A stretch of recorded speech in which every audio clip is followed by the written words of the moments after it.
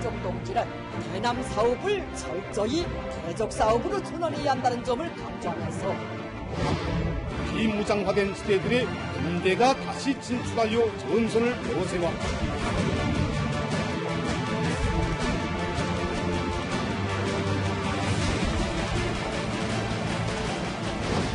이 중년 대학생들은 조선에 달려나갔습니다.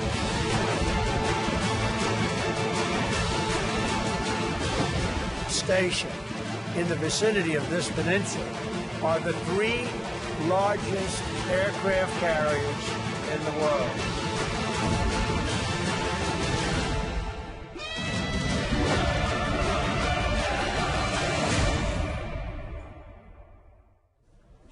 예, 오늘 뉴스탑10은 여기부터 바로 시작을 합니다. 그렇게 엄포를 놓더니만 6.25를 하루 앞두고 북한의 김정은 위원장이 대남 군사행동계획을 돌연 보류했습니다. 글쎄요, 당분간은 도발 숨고르기를 하겠다는 것 같은데요. 김여정 부부장의 대남 군사 결정이 나온 지 9일 만입니다.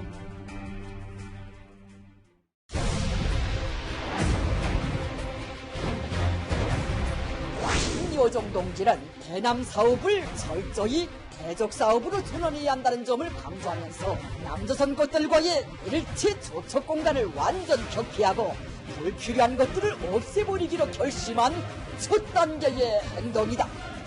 비무장지대에서 철수하였던 민경 초소들을 다시 진출 전개하여 전선 경계 근무를 철통같이 강화할 것이다. 이제부터 이 소식 하나하나 뜯어봐야 될 것 같습니다. 먼저 이도원 의원님. 네. 군사행동계획 전격적으로 보류. 우리로서는 일단 좀 다행으로 받아들일 수는 있겠지만 보류가 철회는 아니잖아요. 앞으로 언제든 다시 재개할 수 있다는 뜻도 되지 않습니까? 그렇습니다. 갑작스런 이런 결정에 조금 놀랍기도 하고 무슨 일이 있었는지 분석도 많이 필요한 상황인데 예. 우선적으로 보면 첫째는 예고됐던 군사적 조치들에 대한 북한 내부의 평가에서 지금 일단 보류하는 게 좋겠다는 판단을 했을 수가 있고, 두 번째는 북한의 정책 결정 구조에서 뭔가 약간 이상이 있을 수도 있다, 이런 생각도 할 수 있는데, 예. 첫째, 예고된 군사적 조치라는 게 예를 들어서 확성기나 전단 같은 거는 우리의 심리전 역량이 훨씬 더 뛰어나죠. 그리고 만약에 서해에서 도발을 하게 되면은 우리의 해군이나 포병 전력이 훨씬 더 유리합니다. 그리고 DMZ에서 병력을 증파하더라도 거기서 큰 변화를 가져올 수 없는 데다가 도발하더라도 거기는 국지적인 상황으로 그칠 수가 있고, 개성공단이나 금강산 같은 경우에는 거기에 대규모 군대를 전개하더라도 오히려 집중 타격이 될 수 있는 문제가 있고, 예. 두 번째 북한 내부의 정책 결정 구조와 관련해서는 예를 들어 이 변화에 가장 당황스러운 사람이 누구겠죠? 김여정이 아닐까요? 예. 그렇다면은 이게 일단 이렇게 김정은이 발표를 했는데 다음에 김여정이 언제 북한의 매체에 등장을 하느냐, 이걸 보면 이게 계산된 건지 아니면은 약간 북한 내부에 뭔가 좀 문제가 있을 수도 있다, 이걸 우리가 판단할 수 있는 기준이 될 수 있을 것 같습니다. 이도원 의원님께서 좀 큰 그림을 한번 처음부터 짚어주셨는데 제 옆에 화면을 좀 봐야 될 것 같습니다. 6월 4일, 그러니까 지금으로부터 정확히 20일 전에 김여정 부부장이 분노의 담화를 발표했고, 그 이후에 꾸준하게 이렇게 남북 연락사무소 폭발을 최정점으로 해서 북한은 도발 수위, 대남 도발 수위를 높여왔고, 오늘 이렇게, 그런데 김정은이 나서서 보류를 전격적으로 결정을 했습니다. 김정은 위원장이 김여정의 지시에 제동을 건 걸 보니까 앞으로 남매 역할 분담이 좀 분명해진 것 같습니다. 어렵사리 평양에서부터 평양냉면을 가져왔습니다. 가져왔는데 대통령께서 좀 편한 마음으로 평양냉면을 멀리 온 모른다고 말하면 안 되겠구나. 좀 맛있게 드셨으면 좋겠습니다.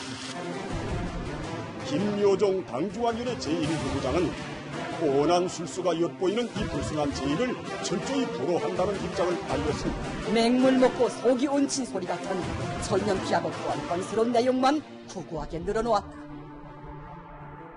실질적인 1인자의 역할을 하고 실질적인 악역은 밑에서 담당을 하고, 고영한 부원장님, 아무리 역할 분담이 확실하다고 하더라도 이렇게 김여정의 지시를 손바닥 뒤집듯이 오빠가 뒤집는 건 글쎄 김여정도 좀 권위가 손상되진 않겠습니까? 뭐 손상이 분명히 가겠죠. 왜냐하면 이제까지 20일 동안 쭉 폭풍같이 몰아친 게 김여정 제1부부장인데 그렇죠. 김정은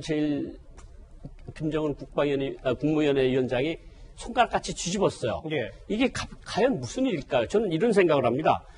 김여정 제1부부장이 나오니까 북한에 무슨 소문이 퍼지는가 하면 그러면 후계자인가? 김여정 제1부부장이?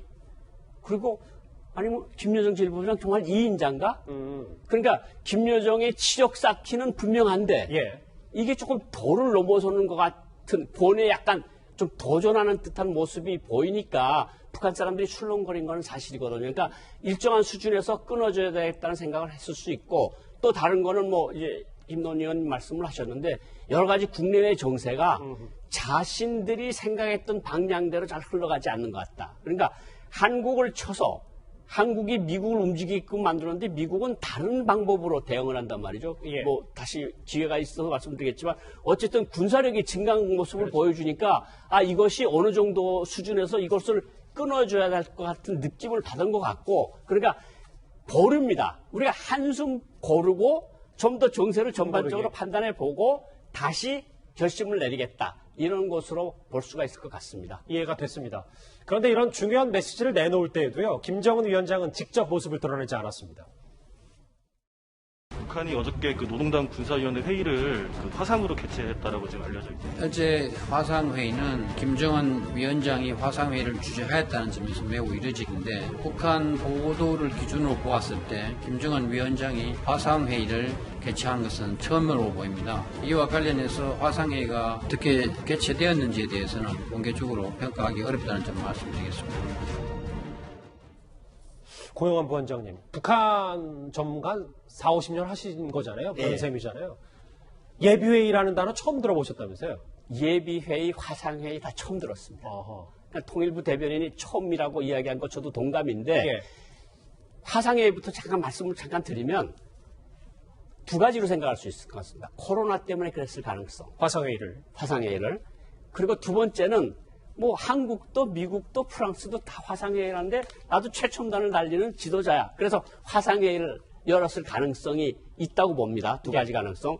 그리고 예비회의라는 건 제가 정말 듣도 보도 못한 소리거든요. 듣도 보도 못한 북한 당 역사상 처음으로 예비회의를 했는데 예비회의라는 글자를 끌어내는 순간 이 사람들이 뭔가 잠깐 좀 주춤할 필요가 생겼다. 그 주춤할 필요가 뭐냐? 이게 약간 볼턴의 회고록이 나오는데 김정은 위원장한테 타격이 될 만한 내용들도 많이 나왔어요. 그리고 사실은 아까도 말씀을 잠깐 드렸는데 태평양에서 항공모함 전단이 모여들고 있고 그렇죠.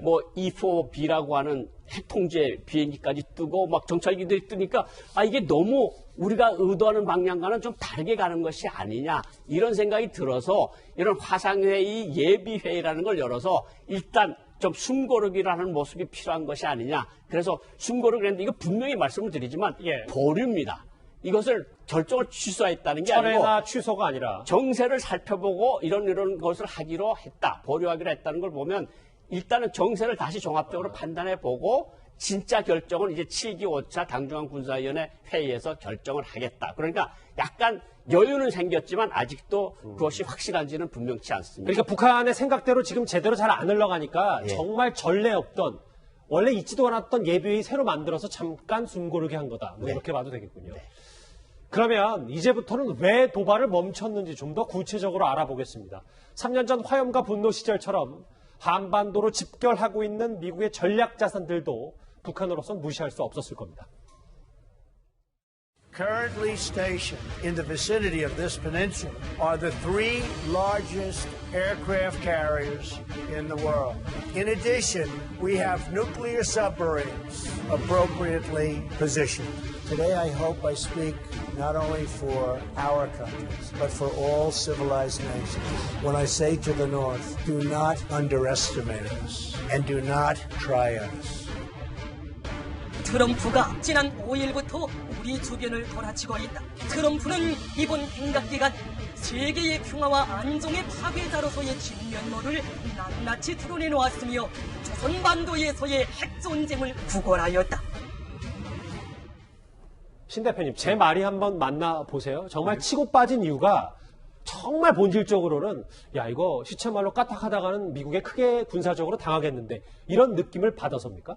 바로 저는 그거라고 봅니다. 지금 이제 2017년 화염과 분노 시절과 같은 이라고 지금 우리들이 이야기하는데 저는 달라요. 제가 봤을 땐 다릅니다. 그때와 지금하고 다른 것은 그때는 트럼프 대통령의 말폭탄이 군사적인 물리적 폭탄보다 더 세 보였어요. 실제 말로 하는 것만큼의 군사력은 동원되지 않았습니다. 그러나 지금은 우리가 다 알고 있다시피 트럼프 대통령 지금 한마디도 하고 있지 않아요. 그런데 군사력은 어마어마하게 움직이고 있습니다. 그 말은 우리가 뭐 세간에 이런 말이 있죠. 정말로 무는 개는 짖지 않는다. 짖는 개는 물지 않는다. 이런 거 있지 않습니까? 그래서 지금 세 척의 항공모함 전단 그리고 핵폭격기 뭐 이틀에 한 번씩 오고 또 그리고 공수부대들을 집결하고 이런 여러 가지 모습들이 정말로 미국이 북한과 전면전을 하겠다는 전력이라기보다는 북한 어느 곳이든 한 최소 10군데 이상은 완전히 초토화시키면서 어느 곳에 숨어 있던지 간에 누구의 요인이라도 VIP라도 누구든지 체포, 암살해올 수 있다는 전력이 지금 집결되고 그 모습을 계속 미국이 보여주고 있으니까 그렇죠. 야 이거 이러다가 내가 지금 죽을 수 있겠구나 라는 공포를 느낀 것 같습니다. 그래서 이렇게 김정은 위원장이 돌연 도발을 보류 이 지시를 내린 거다. 그리고 또 하나 움직임이 있습니다. 야심차게 설치가 됐었던 이 대남 확성기 10여 개도 일사처리로 지금 비무장지대에서 철거가 되고 있습니다. 고영한 부원장님, 이게 지금 태영호 의원 얘기는 이 대북 확성기가 우리가 만약에 준비를 하면 그게 이제 북한을 흔드는 특효약이기 때문에 이 확성기 자체도 뭔가 북한으로서는 계산이 잘못된 것이다 이렇게 분석을 하고 있거든요. 그러니까 저도 어제까지 확성기를 설치하는 거 보고 왜 불리한 싸움을 걸어올까. 왜냐하면 DMZ대에 나와 있는 민경대대, 민사행정경찰대대라는 게 우리로 말하면 수색대대가 연 6만 명이 서로 교방을 하면서 전선을 소위 북한 측에서 보면 지키는 거거든요.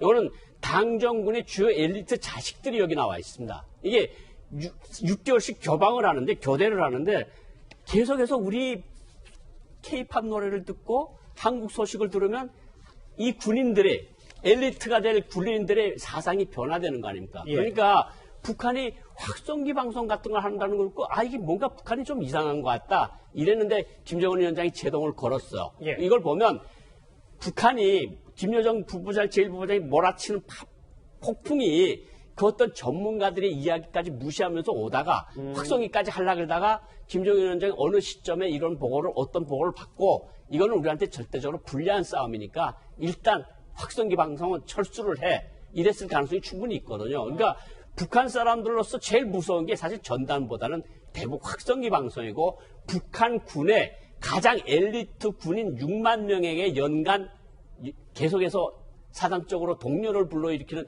대북 확성기 방송을 굉장히 무서워하니까 그래서 이것은 중단시키는 것이 김정은 위원장으로서는 현명한 판단이었다 이렇게 볼 수 있을 것 같습니다.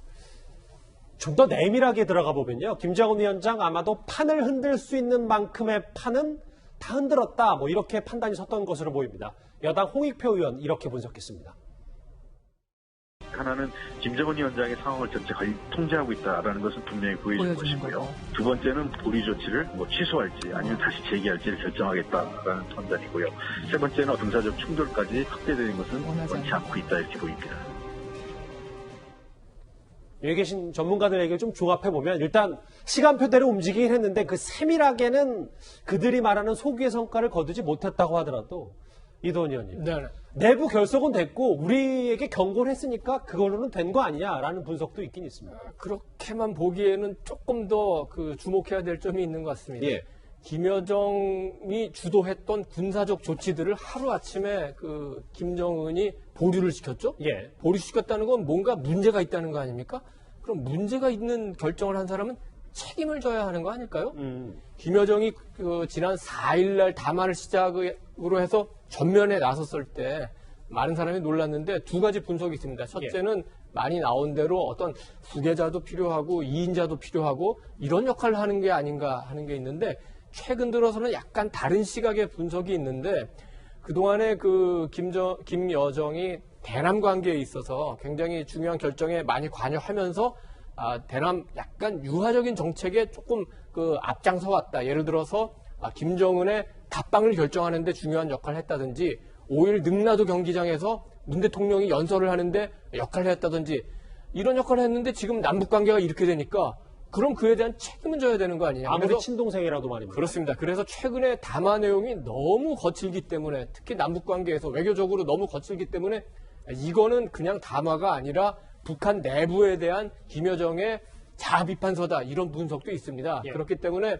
일단 보류를 시켰는데 이 다음에 북한 당국의 조치가 어떤 건지 특히 김여정 부부장이 언제 어떤 식으로 다시 등장하는지 우리가 눈여겨볼 필요가 있을 것 같습니다. 그 포인트도 제가 좀 유념해서 볼게요. 내부 결속, 우리에 대한 경고, 이 두 가지 목적은 달성했다, 아니다, 이런 갑론을박은 분명히 있습니다. 북한의 이랬다 저랬다 치고 빠지기 전략에 가장 난감한 건 당연히 우리 정부입니다. 철면피한 가문 리서를 듣자니 역스럽다. 그 내용을 들어보면 새삼 혐오감을 금할 수 없다. 한마디로 맹물 먹고 속이 얹힌 소리 같은 철면피하고 번번스러운 내용만 주구하게 늘어놓았다. 요란한 폭음 속이 참혹하게 완전 파괴됐습니다.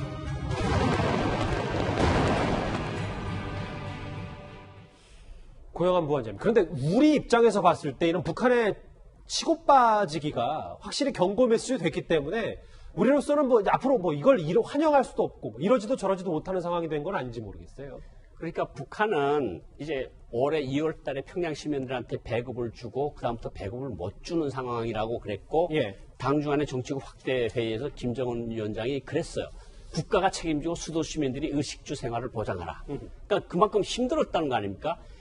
작년도 하노이 노딜 이후부터 쭉 진행돼 왔는데 솔직히 제재도 안 풀리고 그렇죠. 경제 상황도 안 나아지고 지금 평양 종합병원 10월 10일까지 김정은 위원장이 착공식을 한 그것도 뒤로 미뤘다는 거거든요. 돈이 없다. 이런 상황에서 북한 주민들이 그러면 이제까지 우리가 희망을 가져왔던 것이 뭐냐? 그러니까 북한으로서는 남한이라고 하는 새로운 적을 만들 필요가 있었고 거기에 모든 분풀이를 다 한 거죠. 그래서 문재인 대통령도 욕하고 한국 정부도 욕하면서 이렇게 끌고 왔는데 사실은 우리 정부로서는 사실 최선을 다하면서 미국하고 북한을 안 치는 데 성공을 하지 않았습니까?